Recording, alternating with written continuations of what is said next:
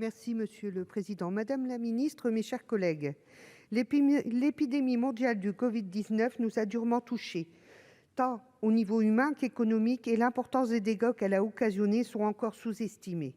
En effet, outre les formes graves et immédiates d'infection au SARS-CoV-2 qui nécessitent des soins hospitaliers importants et occasionnent une prise en charge à 100% via la reconnaissance d'une affection de longue durée, ALD, une autre forme de Covid affecte les patients à plus long terme, le Covid long. D'après les informations de la Haute Autorité de Santé, il concerne plus de 20% des personnes ayant contracté le coronavirus. Il touche des patients ayant présenté une forme bénigne de la maladie dans un premier temps, mais qui subissent de lourds symptômes à long terme. Troubles cardiaques et ou respiratoires, fatigue intense, perte de mémoire. Cela peut aller jusqu'à impacter leur capacité à travailler, avec les conséquences dramatiques que cela implique. Les médecins s'accordent à dire que pour soigner cette forme de Covid, il est nécessaire d'accéder à une prise en charge rapide et pluridisciplinaire, neurologique, cardiaque, pulmonaire, musculaire et psychologique. Or, nombreux sont les patients qui voient leur demande ALD refusée par la caisse primaire d'assurance maladie au motif qu'ils n'entrent pas dans l'une des 3 situations justifiant la prise en charge. Pendant ce temps, aux États-Unis, le président Biden reconnaît le Covid long comme une forme de handicap et le Royaume-Uni a mis en place une nomenclature adéquate pour permettre sa prise en charge. Madame la ministre, quelles mesures comptez-vous prendre pour permettre à ces malades lourdement impactés, eux aussi par ce virus, d'accéder à la meilleure prise en charge possible de leurs soins, à savoir pluridisciplinaire et remboursée à 100% par la sécurité sociale? Merci. Madame la ministre. Madame la sénatrice Michelle Gréaume, vous appelez mon attention sur le besoin exprimé d'une prise en charge pluridisciplinaire pour le Covid long à 100%.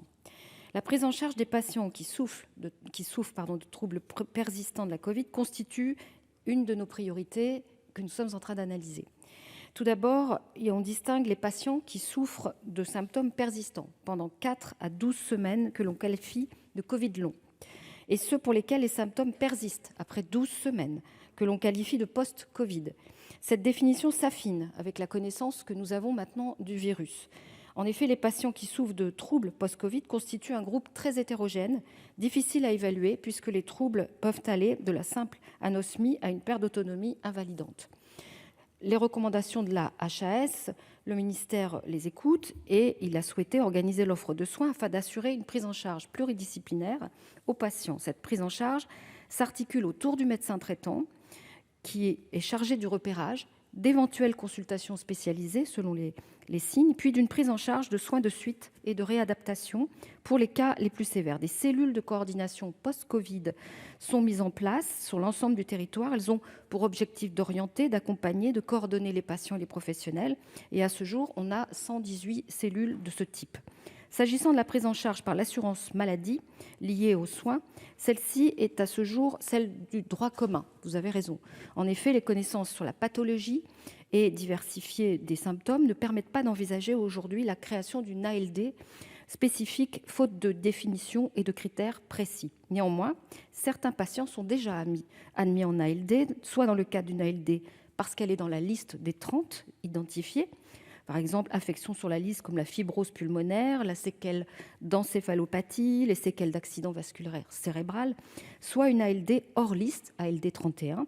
Et à ce titre, en septembre 2021, plus de 2200 personnes ont bénéficié de ce dispositif. Donc, notre connaissance du virus s'améliore et au fil et à mesure, la prise en charge également. Merci Madame la Ministre. Vous avez 13 secondes, Madame Gréaume. Le préjudice est lourd pour les malades et touche plusieurs domaines, financiers, médical, psychologique.